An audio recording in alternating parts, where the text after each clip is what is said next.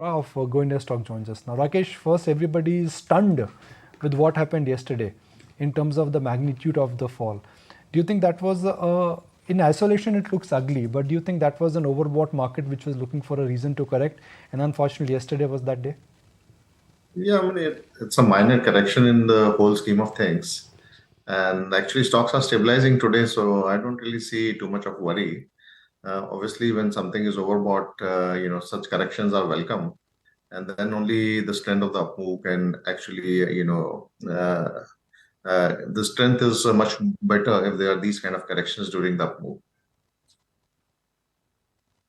Um, so I'm going to now shift to your core expertise, metal, cement, and channel checks are indicating that another round of price hike has been announced. Do you think this is largely in order to meet the inflationary pressure which has come back, or this is pricing power which is coming back? It's neither, I would say. Basically, August has been a very, lean month in terms of monsoon, and construction activity has really picked up quite dramatically.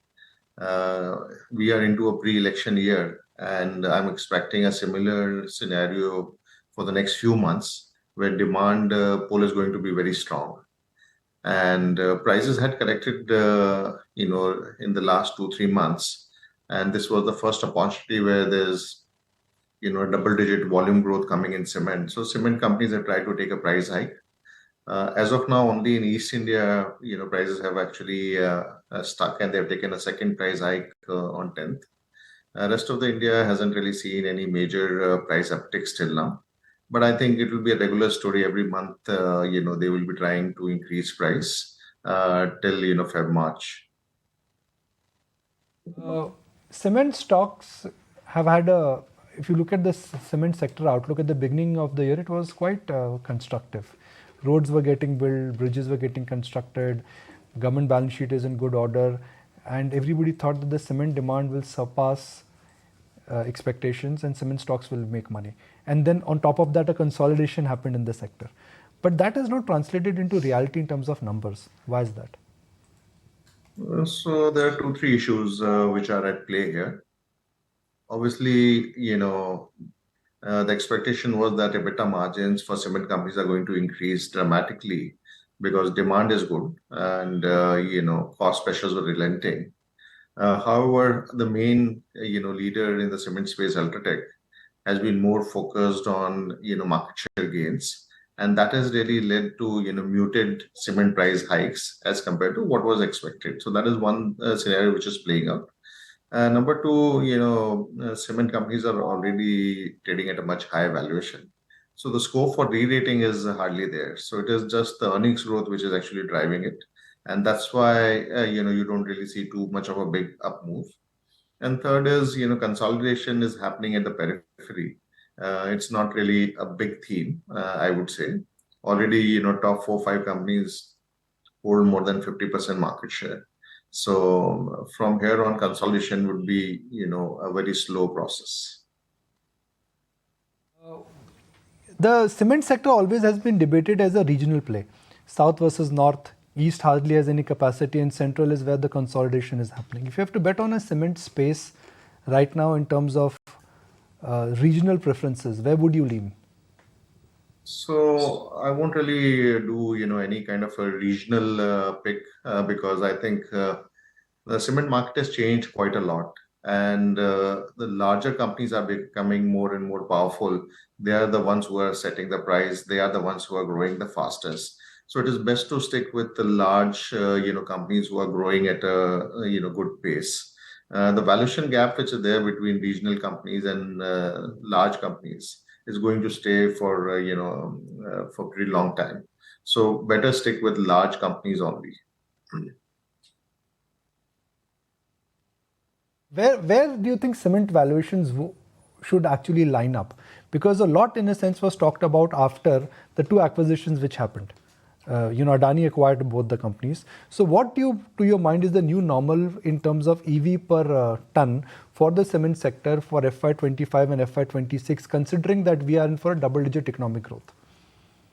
So we are talking about smaller companies, I think they will trade at around $50-$60 per ton.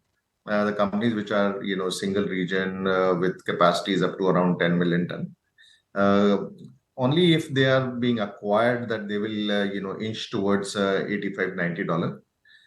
The larger companies are trading between 150 to $200 per ton, and that's for a reason because they are able to reinvest the capital, and they have a much better brand pull.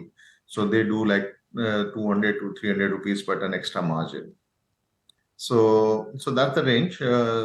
Smaller companies, 50 $60 if they acquired around 80 $90, and larger companies 150 to 200. Next point is about the combination of steel and cement. Cement is a local play, steel is a global play. China is a letdown for steel sector, but US is an uptick. So if you have to choose between steel and cement, what should one do? So it's no brainer. Cement is our preferred pick for the next few months. In steel, largely it is the long product which is seeing some bit of an uptick. But what we are seeing is that China has been producing a lot of steel and they've been exporting.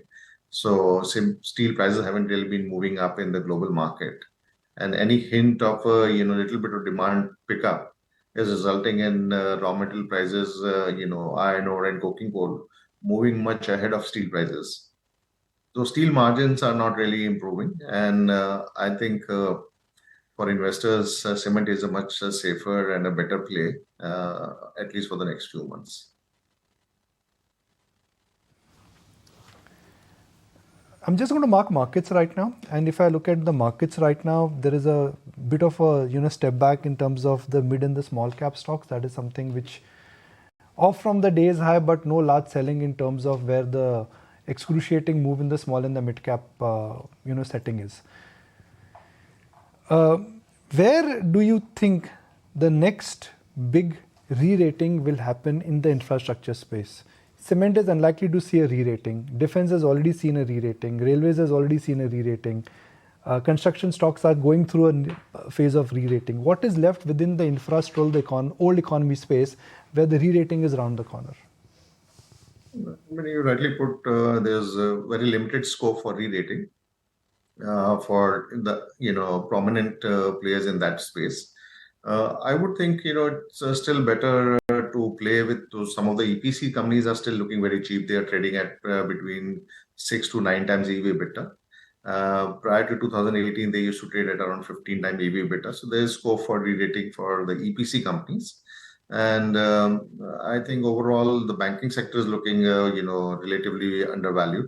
So that could be another play for if the capex cycle is picking up, because cap goods, cement, etc., all look fully valued in terms of at least multiples. So great to have you on the show today. Thanks as always for taking the time out.